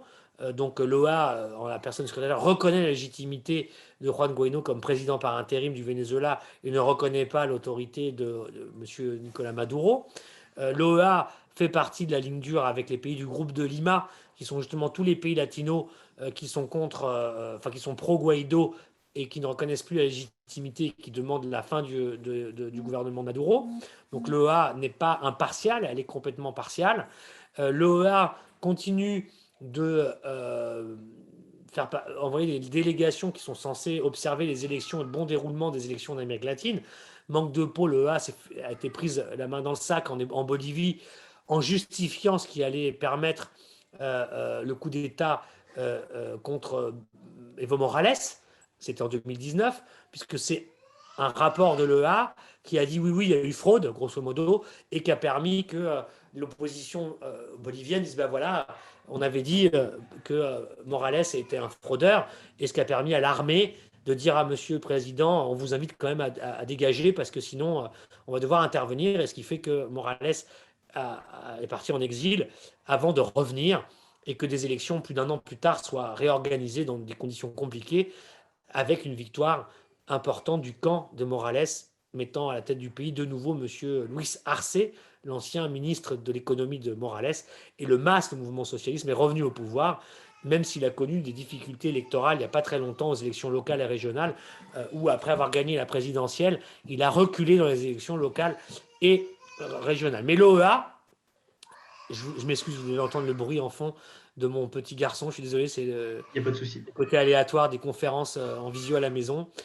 Et donc, si vous voulez, l'OEA est partie prenante finalement de la ligne pro-Washington. Pour résumer, on n'en sort pas. Donc voilà, mais l'OEA, si vous voulez, aujourd'hui, on ne peut pas dire qu'elle ait une influence, elle a une influence médiatique, etc., elle a une influence politique, mais l'OEA, aujourd'hui, ne dirige pas l'Amérique latine. C'est ça que je veux vous dire aussi. Et certainement, les futurs gouvernements de gauche se redistancieront d'elle. À n'en pas douter. Alors, ça m'emmène aux États-Unis. Tu peux fermer la porte, s'il te plaît? Ça peut m'amener aux États-Unis et à l'Amérique latine de manière plus générale. Alors, l'important dans votre question, j'imagine, c'est Biden. Alors, je me fais un peu d'auto-promo. Sur ce sujet, si vous voulez avoir un peu des éléments un peu poussés, j'ai produit une note d'analyse pour l'IRIS et l'Agence française de développement que vous trouverez facilement sur le site de l'IRIS, qui est exactement sur ce sujet, mais je vais le résumer à grands traits. Bon, Trump, 2 mots. Trump a été élu en se fichant complètement de l'Amérique latine. D'ailleurs, Trump, en 2016, n'avait pas dit un mot sur l'Amérique latine pendant sa campagne. Il s'en foutait. C'est après que ça va venir. Quand il a eu besoin de victoires internationales, parce qu'il avait fort à faire, il s'est remis sur le dossier cubain et vénézuélien. Bon, avec une ligne hyper dure. Finalement, la ligne de Trump, c'était la ligne dictée par le camp des néoconservateurs républicains de Miami et de la Floride. C'était ça sa politique. L'ordre du jour, c'était ça. Donc il a repris les positions traditionnelles de la droite américaine, anti-Cuba, anti-Venezuela. Tout ça nous emmène à Biden. Alors avec ce qu'on sait, au Venezuela en particulier. Biden.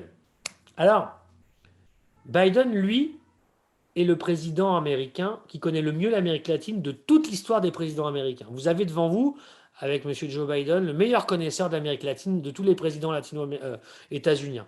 C'est quelqu'un qui a été plus de 15 fois en Amérique latine en voyage officiel, soit en tant que président de la commission des étrangères du Sénat lorsqu'il la présidait, soit en tant que vice-président des États-Unis de Barack Obama. C'était l'homme d'Obama dans le dossier colombien. C'est lui qui gérait les relations avec la Colombie, en particulier le plan Colombie, la lutte contre le narcotrafic, y compris c'est lui qui présidait les relations entre la commission américaine et la commission mexicaine dans les relations bilatérales entre le Mexique et les États-Unis, c'est-à-dire quasiment un sujet de politique intérieure pour les États-Unis, le Mexique. Et c'est lui, avec Obama, qui a élaboré la doctrine de normalisation des relations avec Cuba en 2014, avant que cette dernière ne soit saccagée par Donald Trump. Donc c'est vous dire qu'on est face à quelqu'un qui connaît et qui s'intéresse et qui aime l'Amérique latine. Bon, point 2. Biden, son plan, c'est d'abord les questions qui touchent aux intérêts intérieurs américains, encore une fois. Ce qui l'intéresse en Amérique latine, c'est les questions qui ont à voir avec la politique intérieure américaine. Ces questions, c'est les trafics, le narco, la sécurité, les questions migratoires. Ça concerne Mexique, Centraméricain, Caribéen. Donc c'est ça la première zone d'intérêt de Biden. sur ces pays-là et ces thèmes-là, il veut proposer à ces pays une approche de gestion concertée et multilatérale. Il a proposé une réforme audacieuse de la politique migratoire américaine. Il a proposé la régularisation de près de 11 millions de clandestins, dont la plupart sont centra-américains, avec un parcours qui les emmènera possiblement vers la citoyenneté américaine dans 5 à 8 ans. C'est quand même très important ça. Ça veut dire dans 5 à 8 ans, ces gens voteront aux États-Unis, et probablement démocrates. Donc c'est très intelligent de sa part. Et il ne fait pas de concession avec le Trumpisme en la matière, ni aux suprémacistes. Il est en train de dire oui, je vais continuer de régulariser les latinos qui sont en train de devenir la première communauté états-unienne. Plus de 60 millions de personnes aux États-Unis sont d'origine latino-américaine. Et dans ces 60 millions, 40 millions sont mexicaines. La population latino, la langue espagnole va devenir majoritaire aux États-Unis. Et Biden assume ça, il faut lui reconnaître, face aux suprémacistes. Il propose aux Centra-Américains, aux Mexicains et aux Latino-Américains une gestion plus humaine, on va dire, de la migration, une politique d'accueil plus marquée, plus développée. Il propose des financements, 4,5 milliards de dollars sur 4 ans, pour non pas seulement militariser les frontières, quand même, ça reste dans le plan de Biden, mais aussi de revenir à ce qu'il aimait avant, ce qu'il faisait quand il était avec Obama, c'est d'essayer d'éradiquer la pauvreté, de permettre un développement plus autocentré, autonome des pays, et de renforcer les institutions étatiques pour finalement essayer de tarir les flux de migrants à moyen terme. Est-ce que c'est une bonne politique? C'est même pas sûr, mais c'est un autre sujet. Parce qu'on sait que dans les migrations, en vérité, ceux qui partent, ce n'est pas les plus pauvres. C'est plutôt ceux qui sont au-dessus, qui ont les moyens de pouvoir migrer. Donc c'est, en général, plus il y a des classes moyennes dans les pays pauvres, et plus ces classes moyennes tentent leur chance dans les pays riches. Donc, mais ça, c'est un sujet qui va plus loin que ma conférence. En tout état de cause, il essaye de faire ça. Premier point, c'est ça pour Biden. Et il va vraiment essayer de le faire.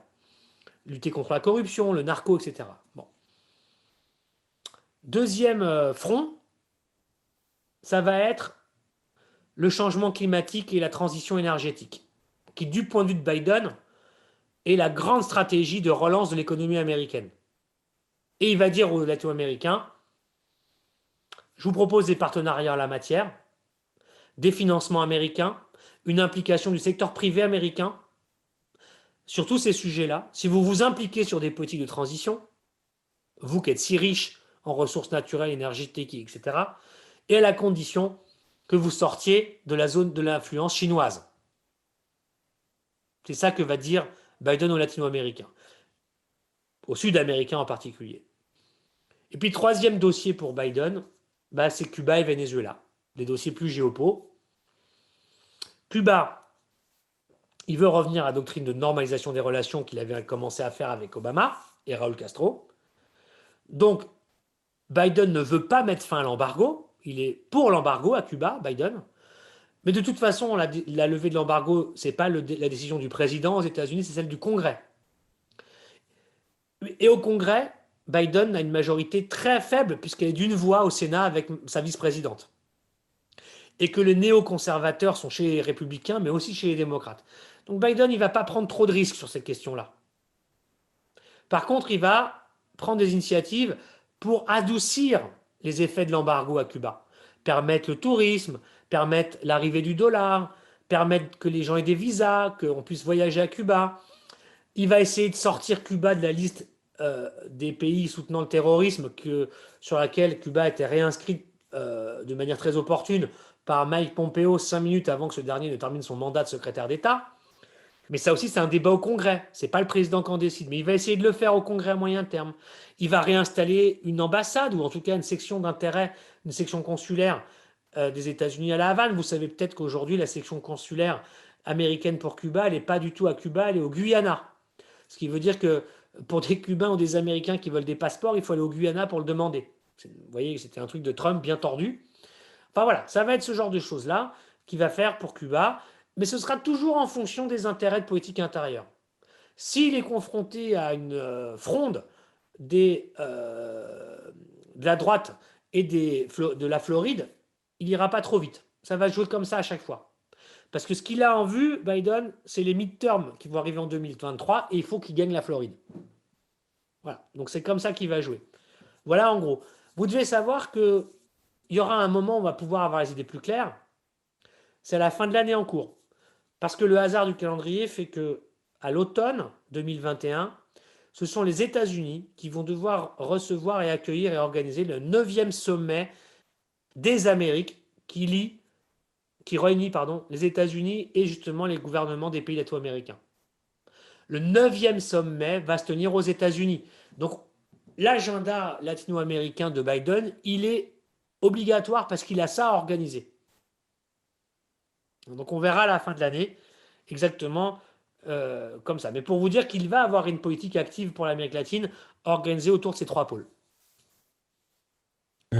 Merci pour la réponse. Nous avons une réaction de M. Patrick Zand. M. Patrick Zand nous dit que la stratégie de la dramatique américaine War on Drugs est un échec cuisant avec des conséquences humanitaires dramatiques pour les populations, surtout mexicaines et centro-américaines. Le Mexique, d'AMLAO, tente de renverser cette politique, imposée aussi le narco-État, imposée par le narco-État. M. Patrick Zahn regrette aussi, trouve la dernière intervention de Kamala Harris dans le pays du Triangle du Nord assez pathétique. Donc, qu'en pensez-vous? Alors évidemment, ça c'est un gros sujet. Bon, la guerre contre la drogue. Le Mexique, depuis 2000 grosso modo et surtout 2006, est entré dans une guerre contre le narcotrafic au sens littéral, ça veut dire où en appliquant la doctrine finalement prônée par la Drug Empowerment Administration américaine, la DEA, et bien la doctrine de la DEA, c'était de militariser la lutte contre le narcotrafic pour finalement détruire les producteurs. Et en pensant qu'en détruisant les producteurs et l'offre, on tarissait le problème de la drogue aux États-Unis. Calcul complètement faux. Vous savez que les États-Unis sont le premier marché de consommation au monde de drogue, hein, de cocaïne, d'héroïne, d'opiacés, tout ce que vous voulez. Et donc, dans ce contexte-là, l'Amérique latine est le principal, le seul même fournisseur, producteur, exportateur de cocaïne et tout ce qui va avec, mais aussi un grand producteur de marijuana et aussi un producteur important d'opium et donc d'héroïne et de toutes les chimies, disons, liées à l'opium aussi. Donc, c'est les narcos mexicains, c'est les Colombiens, c'est aujourd'hui les Péruviens et les Boliviens, pour faire court. Bon. Donc, la guerre contre la drogue a démarré au Mexique en 2006. Aujourd'hui, on est à plus de 250 000 morts, 45 000 disparus et bien d'autres choses. Et puis surtout, comme résultat, une extension au Mexique et à toute l'Amérique latine de la loi des cartels qui passent leur temps sous les coups des bombes et des armes à se détruire, à se recomposer, à se reconstituer sous des modèles cellulaires et à aller toujours un peu plus loin pour faire leurs affaires et les faire de plus en plus parce qu'ils sont connectés, ils ont des moyens, ils ont Internet, ils ont des armées, des milices privées et tout ce que vous voulez. Et donc, en fait, on est dans une espèce de truc qui n'a fait qu'empirer le problème qu'on était censé régler. En passant, en donnant la gestion de cette question aux militaires et non plus aux civils. Bon, ça, c'est la guerre contre le narco, prônée par les États-Unis. Échec. López Obrador, au Mexique, a été élu sur un programme de fin de ce système-là. Aujourd'hui, le système n'a pas été mis à l'arrêt. Aujourd'hui, alors on se parle, c'est toujours les militaires qui dirigent la lutte contre le narco au Mexique, même si AMLO a commencé à former une police civile, mais il en confie la gestion aux militaires parce qu'il n'a pas les compétences et parce que, en quelque sorte, il y a une transition qui fait que pour l'instant, les militaires gardent la main là-dessus. Mais du coup, la violence est toujours très vive au Mexique et même ces années ont été les plus violentes au Mexique, avec plus de 35 000 morts, encore l'année dernière, liées au narco. Ça veut dire qu'il y a une guerre entre les cartels pour l'hégémonie entre eux à chaque fois. Et puis il y a aussi une espèce de déstabilisation du schéma institutionnel parce qu'on change quelque chose et du coup il y a moins d'efficacité immédiate et ça se traduit par plus de morts. Bon. Donc c'est un échec. Les Américains là-dedans, même si Biden, je vous ai dit, vise une politique où il veut élargir ses rapports à ces pays en ne limitant pas à la question du narco et etc., bah, ça reste quand même dans la feuille de route américaine. C'est-à-dire que les États-Unis exigent des Mexicains, des Centra-Américains, les pays du Triangle Nord, c'est Guatemala, Salvador et Honduras, on les appelle comme ça, qui sont les premiers pourvoyeurs de migrants aujourd'hui vers les États-Unis, et puis qui sont des pays ravagés par le crime, les violences, les milices privées, le narco, la corruption, des États faillis, etc. Et donc les Américains exigent de ces pays qui continuent de militariser leurs frontières pour empêcher à la fois les migrants et à la fois éradiquer et détruire les cartels et les gangs. Sauf que c'est sans fin cette affaire-là. Pourquoi?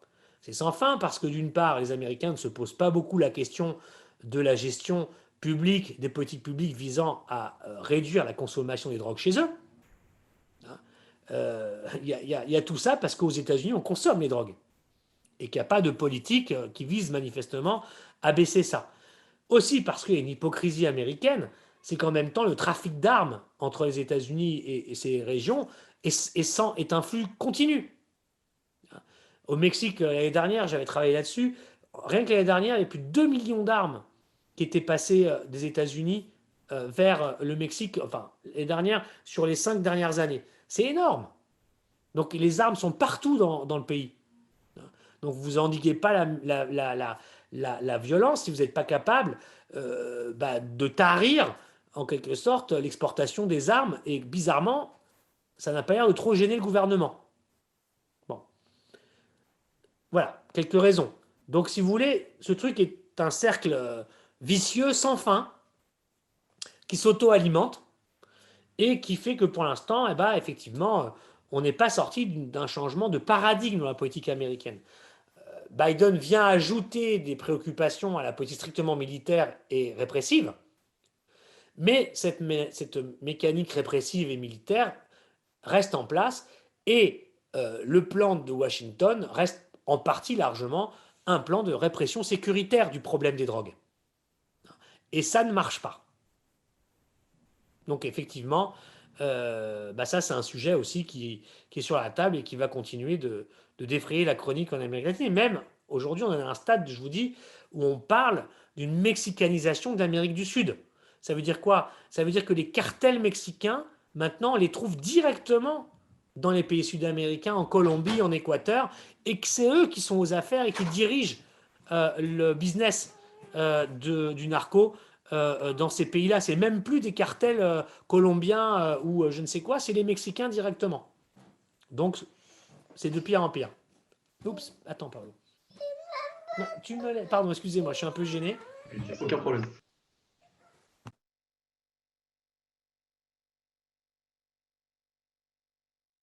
Oui, je vous écoute.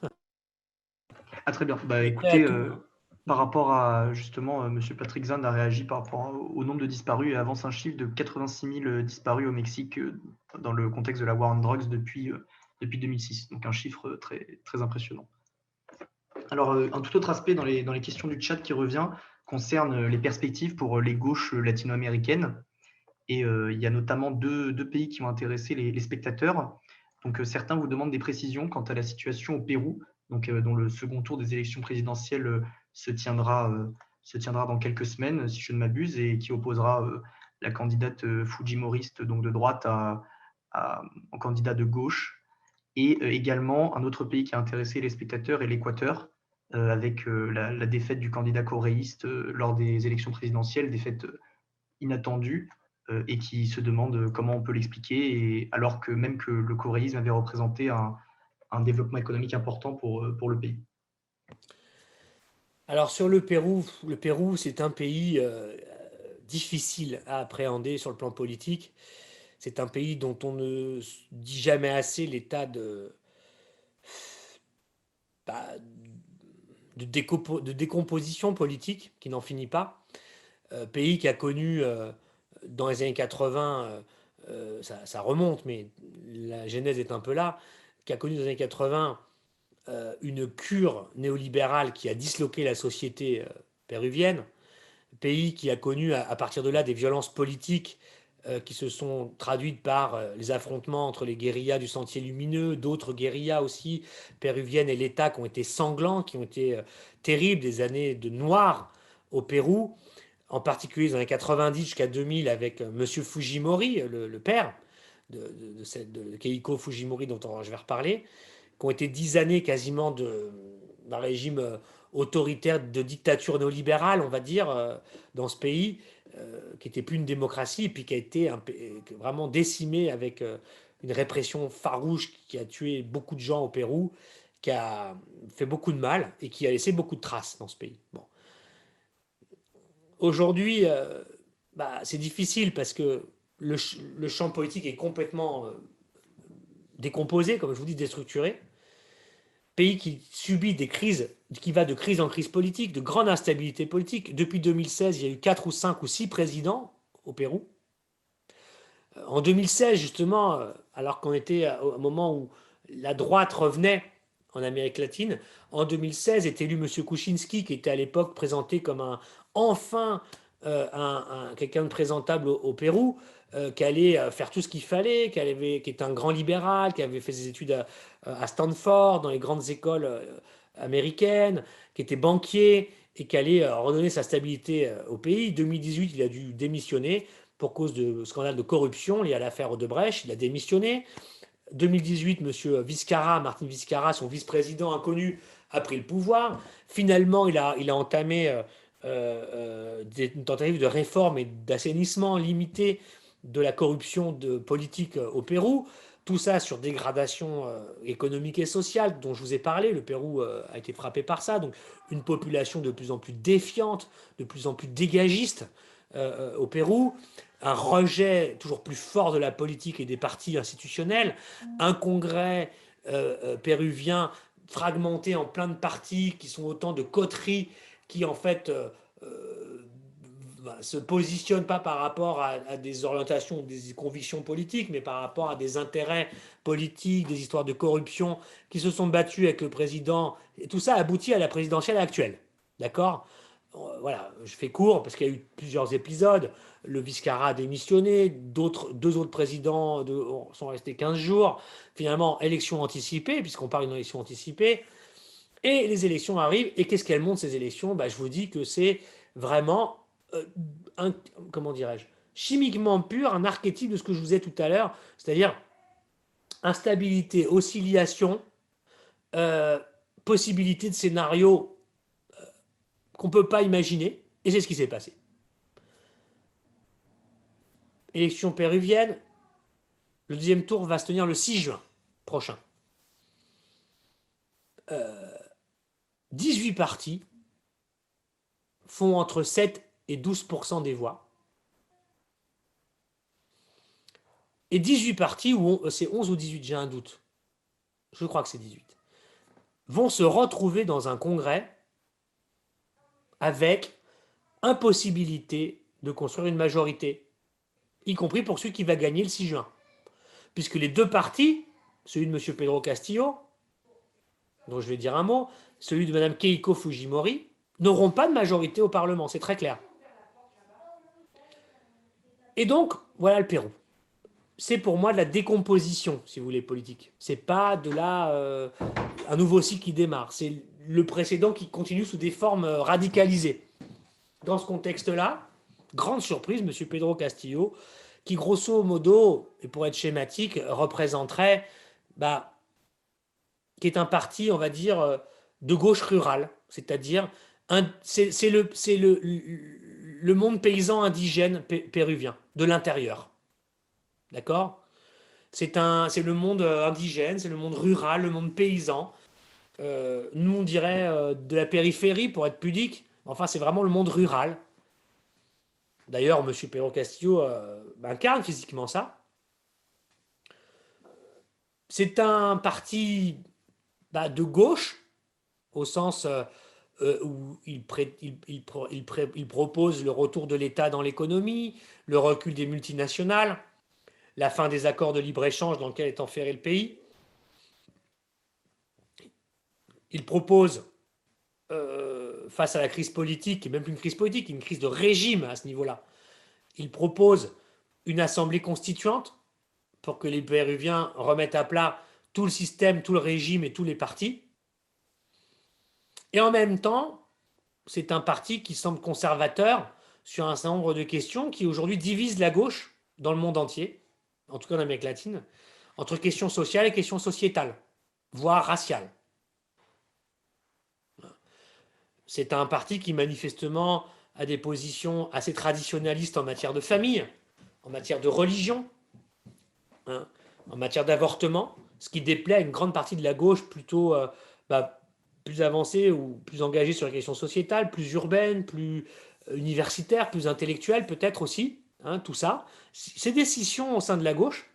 D'ailleurs, l'autre partie de la gauche péruvienne, de Mme Verónica Mendoza, qui est une jeune intellectuelle péruvienne vraiment excellente, qui a beaucoup porté les espoirs de la gauche au Pérou, elle a fait 7-8% là, au premier tour.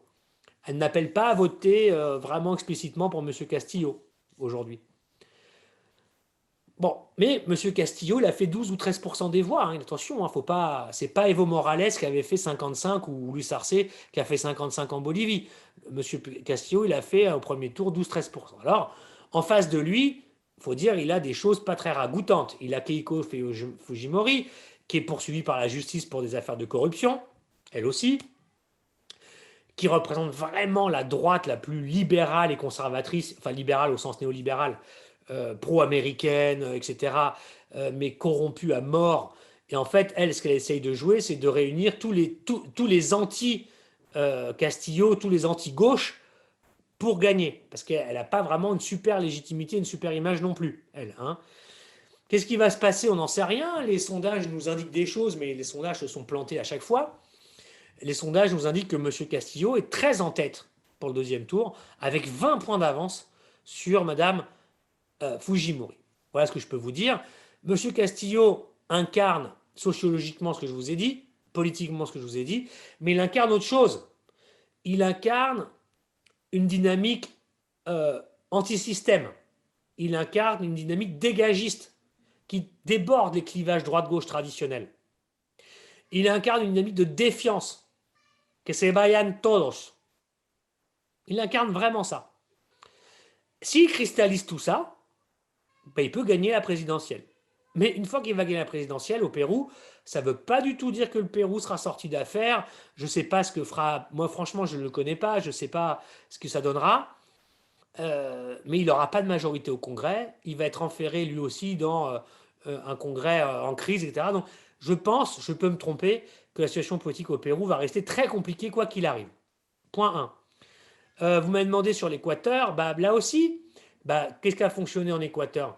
C'est vrai que la victoire de Andrés Arauz était plutôt la plus probable, mais c'est vrai que M. Lasso a fait une campagne de deuxième tour très efficace, en arrivant à se transformer, lui qui représente, si vous voulez, la bourgeoisie blanche, et là aussi la bourgeoisie banquière et financière équatorienne, il a réussi à se transformer en dirigeant social-démocrate moyen, garant de la diversité, de l'unité du pays. Il a fait des trucs plutôt très à gauche pendant le deuxième tour.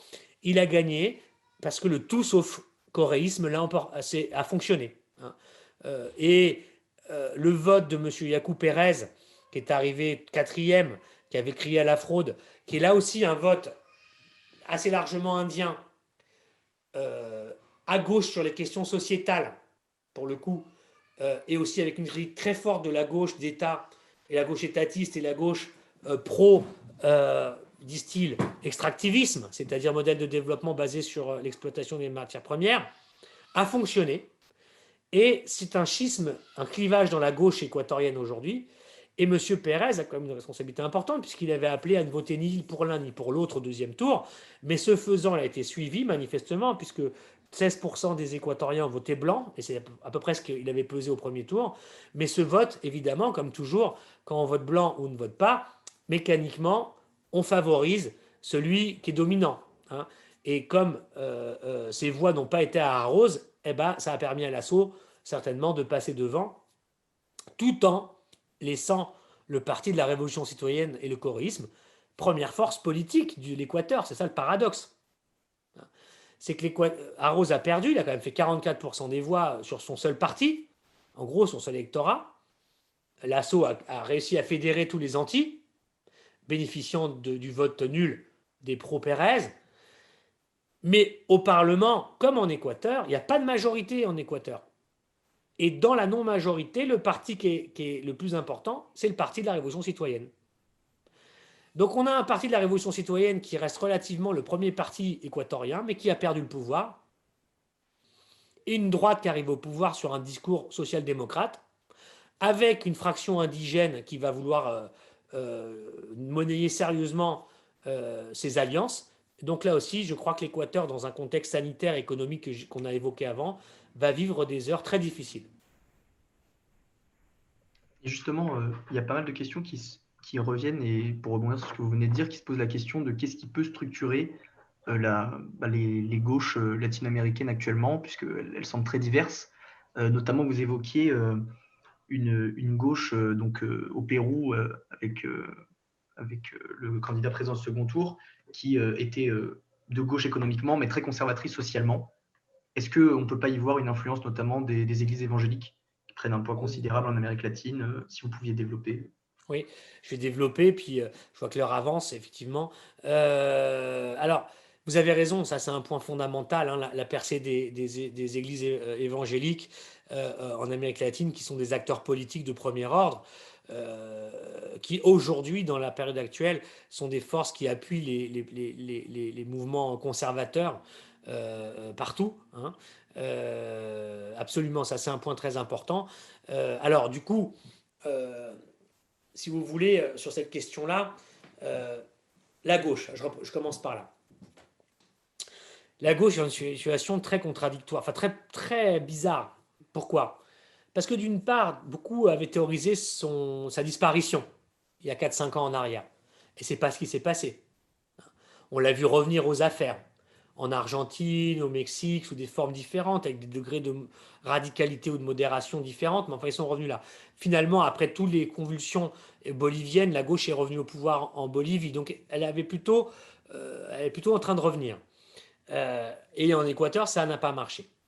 Alors elle est contradictoire, parce qu'à la fois, en Amérique latine, la gauche, elle souffre de clivages très importants entre manifestement une gauche associée à la période des années 2000-2010, qui est une gauche dite une gauche étatique, une gauche de redistribution sociale sur la base d'un modèle de développement qui n'a pas été remis en cause par elle,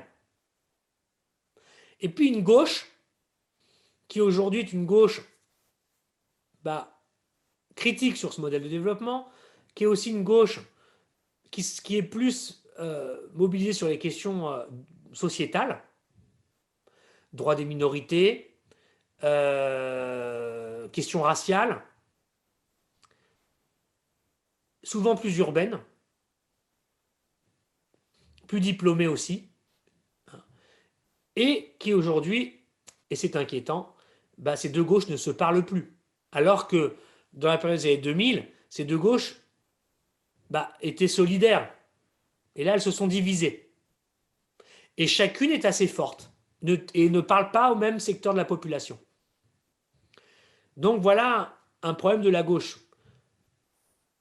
Le fait qu'elle doit réinventer en permanence son projet pour les sociétés latino-américaines, et elle doit le faire d'autant plus qu'aujourd'hui, une partie d'elle-même ne se reconnaît plus dans le projet qu'elle a porté dans les années 2000. Et que pour l'instant, ce n'est pas une discussion constructive, c'est une opposition entre elles.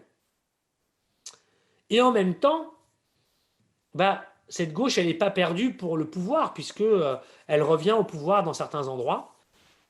et parce que la droite aussi souffre, si vous voulez, de division, de fracture. Et puis les droites ne sont pas plébiscitées par les latino-américains, on le voit dans les élections non plus. Bon. Monsieur Lasso, il a été élu, il pèse, lui, à peine 20% des voix. Il a été élu parce qu'il a fédéré tous les anti-coréens.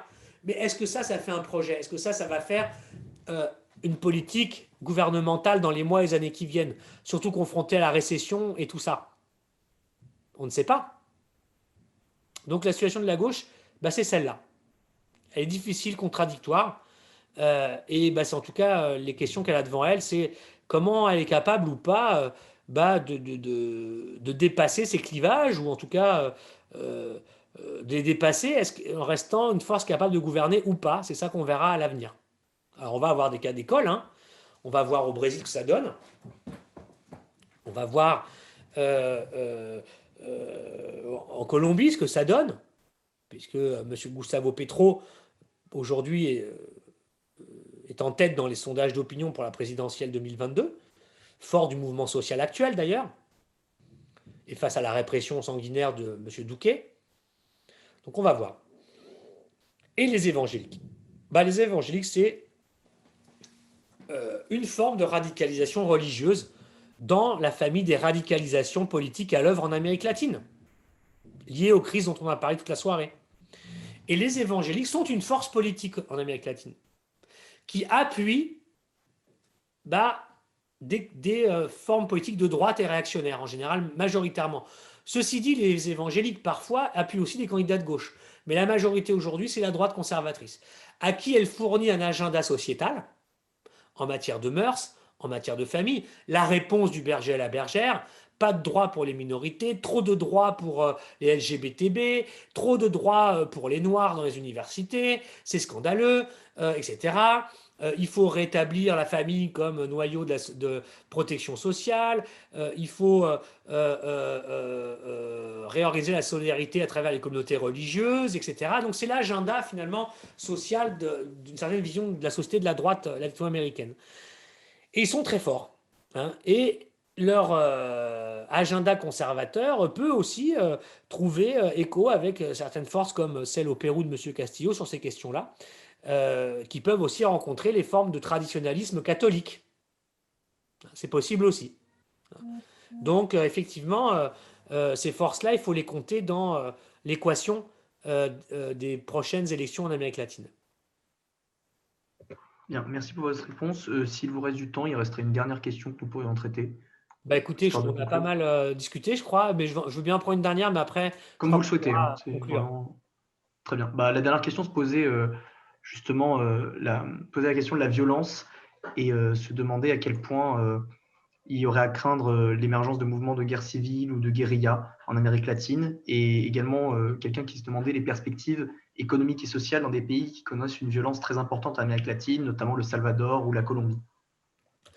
Bon, l'Amérique latine déjà connaît des formes de radicalisation des violences organisées. Il y a déjà des guérillas en Amérique latine. Il y a les FARC en Colombie qui ont cessé leurs activités, mais il y a une dissidence des FARC aujourd'hui qui est encore active. C'est probablement 1500 hommes qui actuellement créent des problèmes très importants avec l'armée vénézuélienne à la frontière entre la Colombie et le Venezuela. Vous avez d'autres petites guérillas qui continuent d'exister dans la région. Vous avez des phénomènes de milices aussi civiles, en particulier au Mexique et dans les pays centra-américains confrontés à la déflagration de l'État et au fait que pullule le narco et la criminalité organisée. Il y a des milices qui s'organisent aussi contre ça. Vous avez des phénomènes paramilitaires, vous avez des phénomènes d'hyperdélinquance organisée, avec quasiment des armées privées, celles du narco, etc. Donc vous avez déjà tout ça, effectivement, en Amérique latine. Tout ça, ce sont des produits, des formes de violence organisée liées à des scénarios de radicalisation et de violence politique sur fond de crise économique, sociale et de dépérissement des États. Donc l'Amérique latine, effectivement, elle a cette géographie des conflits qui fait que si cette région ne connaît pas de guerre au sens conventionnel et n'est pas de guerre civile, la forme que prend la violence politique en Amérique latine, c'est ces formes-là. lorsque les problèmes ne sont pas solutionnés, économiques et sociaux, par les États. Alors, dans ce contexte-là, l'avenir des pays centra-américains, c'est compliqué parce que, si vous voulez, aujourd'hui, rien n'indique que ça va s'arrêter, hein. Les enjeux sont énormes. L'accumulation de profits, de financement et d'armes de ces groupes sont inouïs, hein. Et tant que vous avez les systèmes qui permettent que ces groupes se nourrissent, ben, ils ne vont pas disparaître, hein. C'est une illusion, comme je vous disais tout à l'heure, de penser que parce que vous allez renforcer la frappe militaire, vous allez les détruire. Vous allez leur faire du mal, mais vous ne les détruirez jamais et ils se recomposeront ailleurs. Tant que vous avez la source de leur comment dirais-je, méfaits, bah, ça continuera sous une forme ou sous une autre. Et tant que vous avez les circuits financiers internationaux, les paradis fiscaux et tout ce genre de choses qui permettent l'évasion, le blanchiment d'argent, les financements occultes et tout ça, bah, vous aurez la criminalité, les conflits, les armées privées et tutti quanti. Et donc, je pense que tout ça va continuer encore en Amérique latine. Et même risque de s'accentuer en fonction de la crise économique et de la crise sanitaire. Eh ben, merci à vous pour toutes ces réponses. Je pense que nous avons tous été très intéressés par la conférence et par ce qui a été dit. Bah, je vous en Euh, remercie. Moi aussi, j'étais en tout cas ravi de la donner et de partager avec vous toutes ces réflexions. J'espère qu'elles seront utiles à chacun d'entre vous. Elles sont en tout cas très intéressantes et nous resterons en mémoire. Nous organiserons un café débat au sein de l'école polytechnique demain pour réagir avec ça avec les étudiants. Et nous avons un certain nombre de remerciements dans le chat. Donc, bonne soirée à vous et Eh ben, merci à vous tous et encore toutes merci. et, Merci encore. bah, et à votre participation à cette conférence des amis et en tout cas via le café Polytechnique. Et bon travail à toutes et à tous. À une prochaine fois. Oh, merci. Au revoir.